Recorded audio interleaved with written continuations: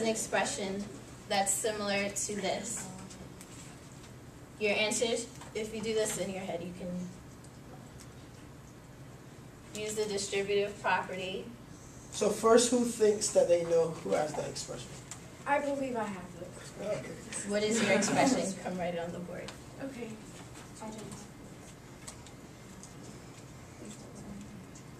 Here?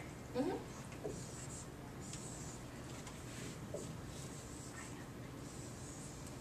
Okay, Sophia, how do you know that these are the same expression? They represent the same thing.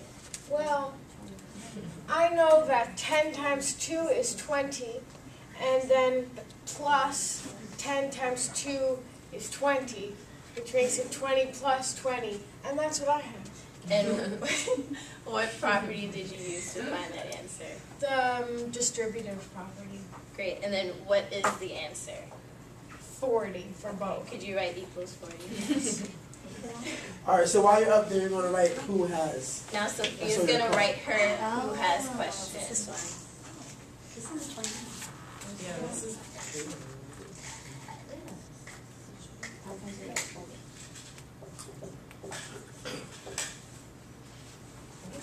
Okay, so she has 4 parentheses 2 plus 2. Kristen, you think you have it? No, I just have a question. Sure. Because I have, I thought I had that answer, 41.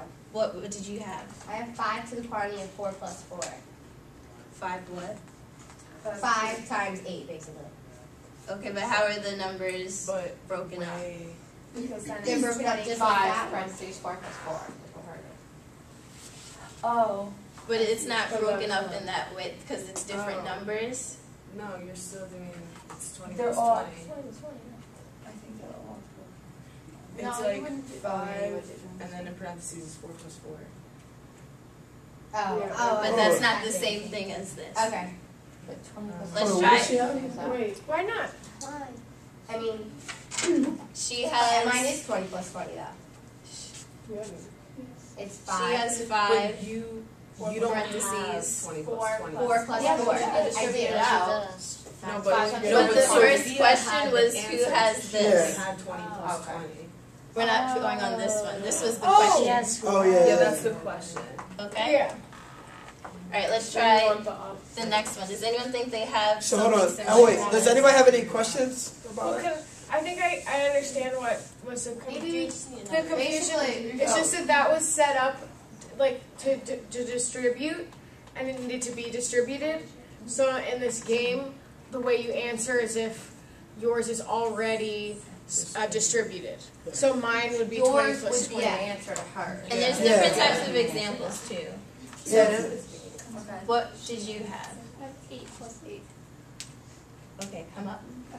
Oh, so you're doing this for okay. I didn't know we were over there. You didn't know what? No, you were finished. What is it? Who has? I don't think it's who has. So that's what you're looking Can you write that? at. So then the one that she's going to write under who has is the Yeah. right answer. Okay, so how do you know that these are the same? I distributed. So you did 4 times. 4 times 2 plus 4 times 2 is 8. All right. And is there another way to do it as well? You could add them inside and then Then multiply, just multiply. right? So does everybody understand the game in a Yeah. sense? Let's do one more. All right. So you're gonna write your who has expression. So that's what you Okay, so she has 9 parentheses 2 plus 1. Does anyone think that they have an expression that's similar to this one? Marianne. I have 9 times 3. Okay. So, and it's just Yeah. written like this, right? No, you good.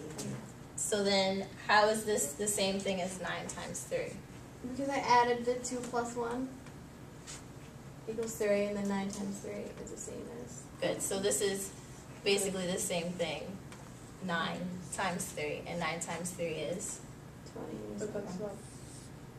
But even if you distribute it, you can just use. But this is just another way to write it. And even if you distributed it, you could have did 9 times 2 is 18, and then 9 times 1 is 9, and then 18 plus 9. Oh, I You did get your not. answer. Okay. So I mean, So we're just basically trying to show like different ways that the same expression can be represented. When you break it down, and you can either add the two, and you're going to end up with the same answer. Does anyone have any other questions? Any confusion? So we're going to talk about a plan I have who has students are practicing writing expressions using the distributive property like we just showed you guys on the board as well. This prepares them to solve more complicated algebra problems in the future. This also, we related this to guided math principle. Learning is at best a social process.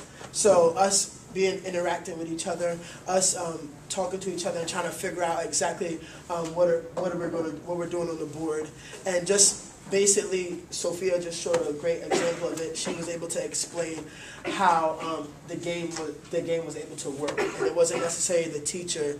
It wasn't necessarily the teacher trying to teach. It was us learning from each other and us communicating together.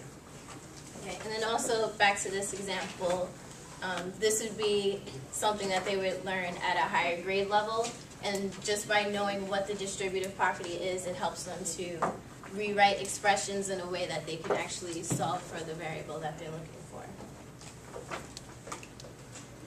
Ideas that you should walk away with. Don't let your feelings about high school algebra interfere with teaching your students about algebra-related concepts.